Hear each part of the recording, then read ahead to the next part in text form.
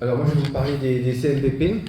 Bon, il y aura des choses qui vont se croiser effectivement avec ce qu'a dit Nicolas, puisque vous allez comprendre qu'au niveau de nos moyens de pouvoir accueillir les enfants, comme vous pouvez le faire à un certain moment donné, les choses ont bien changé.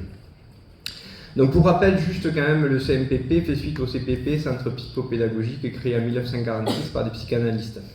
L'idée est alors d'envisager des soins tout en maintenant l'enfant dans sa famille et à l'école plutôt que de l'hospitaliser. En 1963, un décret pose le cadre du CMPP que nous connaissons aujourd'hui, à la différence que dans l'annexe 32 de ce même décret, fait explicitement mention de la psychanalyse comme un traitement à proposer à l'enfant. En 2021, la politique de soins soutenue par l'État a radicalement changé de paradigme. En effet, un arrêté ministériel est sorti le 10 mars 2021 définissant l'expertise spécifique des psychologues pour un diagnostic précoce des troubles neurodéveloppementaux. Alors, sont regroupés sous cette appellation le TSA, donc le trouble du spectre de l'autisme, le trouble du déficit de l'attention avec ou sans hyperactivité, dit TDAH, et puis après tous les autres troubles dyslexie, dyspraxie, dysorthographie, dysphasie.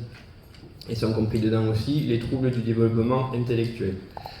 Dans ce nouveau paradigme, il n'est plus question de symptômes mais de troubles, il n'est plus question de traitement analytique mais de techniques développées par les neurosciences, il n'est plus question non plus de psychologues cliniciens mais de psychologues experts.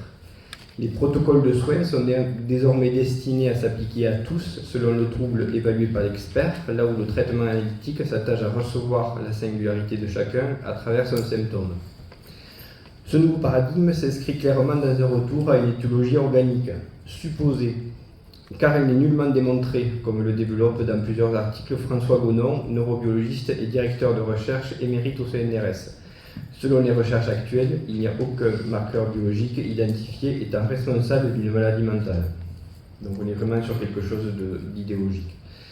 Alors première question, si les psychologues deviennent des experts évaluateurs neurocognitifs, qui va écouter, accuser réception et traiter la souffrance psychique des enfants? Conséquence concrète de ce nouveau paradigme, dans les CMPP du collectif dans lequel je travaille, les psychologues cliniciens, partant à leur retraite, sont remplacés par des neuropsychologues. Autre changement de taille, au-delà de l'idéologie et du changement de paradigme, c'est quand même ce que rappelait Nicolas. Pour notre secteur là, dans lequel je travaille, entre les années 70 et les années 2000, donc à l'espace de 50 ans, le secteur géographique du CMPP a vu sa population passer de 14 000 à 28 000, soit le double, de 100% d'augmentation d'enfants sur le territoire. Le temps de psychologue a été augmenté de 10%, donc nous sommes 2,5 équivalents temps plein pour une population de 28 000 enfants. Cette augmentation du temps de psychologue dont nous avons bénéficié, ces fameux 10%, est entièrement dédiée, puisque maintenant c'est vraiment la priorité, est à l'accueil des 3-6 ans, 3-7 ans. On va en parler avec les PCO. Dans d'autres secteurs territoriaux, la population d'enfants s'est multipliée par 5, avec des effectifs tout aussi insuffisants pour les recevoir dignement. D'après les statistiques du rapport de 2019 de la Direction de la recherche, des études, de l'évaluation et des statistiques, environ 50% des enfants et des adolescents accueillis sur les CMPP en France présentent des troubles neurodéveloppementaux. Les évaluations internationales estiment que près de 1 personne sur 6 est porteuse de ces troubles neurodéveloppementaux. Aux États-Unis, la prévalence du trouble du spectre autistique est passée de 0,5 en 1936 à plus de 2% en 2019, 40 fois plus de cas d'autisme. Cette augmentation considérable interroge grandement. Dans ce nouveau paradigme, l'évaluation des cas d'autisme a changé, donc les critères diagnostiques se sont amplement élargis. Le point de vue crée donc l'objet. En regardant les symptômes des sujets concernés à travers un prisme élargi de critères diagnostiques, nous voyons inévitablement un accroissement de cas. Par comparaison, il n'y a pas d'augmentation de la prévalence de la schizophrénie dont les critères d'évaluation n'ont pas changé. Donc objectivement, il paraît donc impossible à l'heure actuelle de savoir si les cas d'autisme ont réellement augmenté dans la population. Il est à noter par ailleurs que la catégorie de psychose infantile, pourtant précieuse cliniquement, a disparu des monographies actuelles. Donc, dans ce secteur particulier en pédopsychiatrie, nous avons vu l'émergence en France de 2 nouveaux dispositifs sur notre territoire. Donc, mis en place en 2019, les PCO, donc plateformes de coordination et d'orientation, s'adresse aux jeunes enfants de 0 à 7 ans pour lesquels l'entourage, le médecin traitant ou l'école constatent des écarts inhabituels de développement pouvant être des signes d'un possible trouble du neurodéveloppement. Les PCO ont donc pour objectif de nouvelles pratiques de coordination et de gestion des délais pour les structures de type CAMS, CMP enfant ou CMPP. Elles permettent en théorie une intervention pluridisciplinaire coordonnée, immédiate dès les premières difficultés repérées chez le jeune enfant sans attendre un diagnostic stabilisé. Pour ce faire, la PCO a vocation à mettre en œuvre un parcours coordonné de bilan et d'intervention précoce en proposant aux familles le recours à des professionnels libéraux et des structures spécialisées.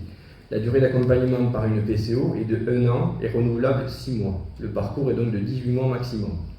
Autre dispositif qu'on a vu émerger, ce sont les consultes ados. Ce sont des dispositifs réactifs pour adolescents âgés de 12 à 18 ans en situation de crise sans indication d'hospitalisation d'urgence. L'accueil se veut rapide, dans un délai de 72 heures, mais la prise en charge est limitée dans le temps, d'une durée de 12 semaines, soit 3 mois. Alors que ce soit au sein de ces dispositifs ou dans les CMPP, la politique publique de soins privilégie clairement les prises en charge des enfants de moins de 7 ans et des adolescents. De ce fait, tous les enfants dans la période de latence, donc entre 6 et 12 ans, voient leur temps d'attente s'allonger au profit des enfants ou adolescents prioritaires.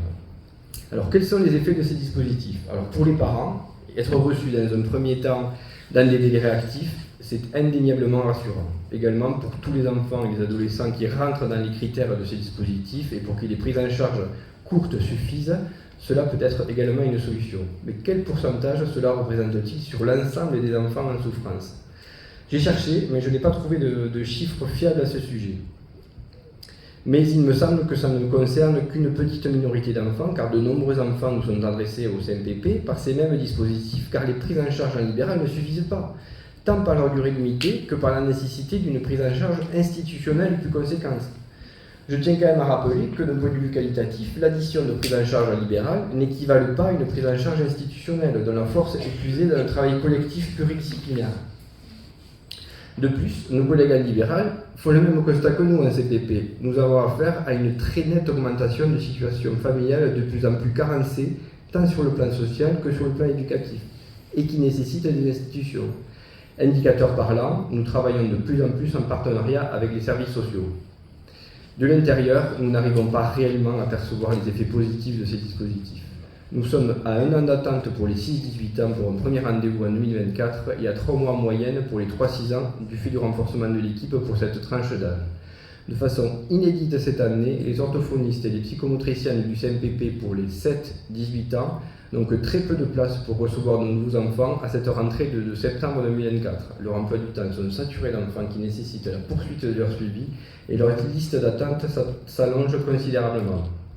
De fait, nous nous voyons contraints de travailler en mode dégradé, ça c'est le signifiant à la mode dans le secteur sanitaire et médico-social, dégradé.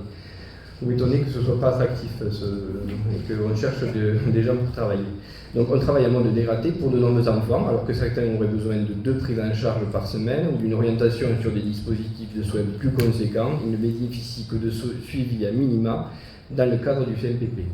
Pour information, en 2024, 400 enfants attendent pour une orientation en IME en Haute-Garonne. Et ceci sans compter que notre direction tient à ce que nous limitons les suivis à 2 ans maximum, afin de pouvoir faire bénéficier des soins du CMPP aux enfants inscrits sur la liste d'attente. Il faut que ça tourne, les enfants attendent, nous dit-on. Nous y résistons en équipe en continuant à recevoir les enfants, non seulement le temps qu'il leur faut, mais également en nous permettant de poursuivre nos pratiques cliniques au-delà de toute recommandation normée pour les TND. En définitive, faute de moyens plus conséquents dans les CMPP, les dispositifs fleurissent sur notre territoire dont les critères d'accès sont spécifiques et dont les durées de prise en charge s'avèrent trop limitées dans le temps. Ces solutions temporaires restent très insuffisantes pour accueillir comme il se doit des enfants qui, pour la plupart, nécessitent des soins, s'inscrivant dans un temps logique, singulier, indéterminable par avance. Je vous remercie de votre attention.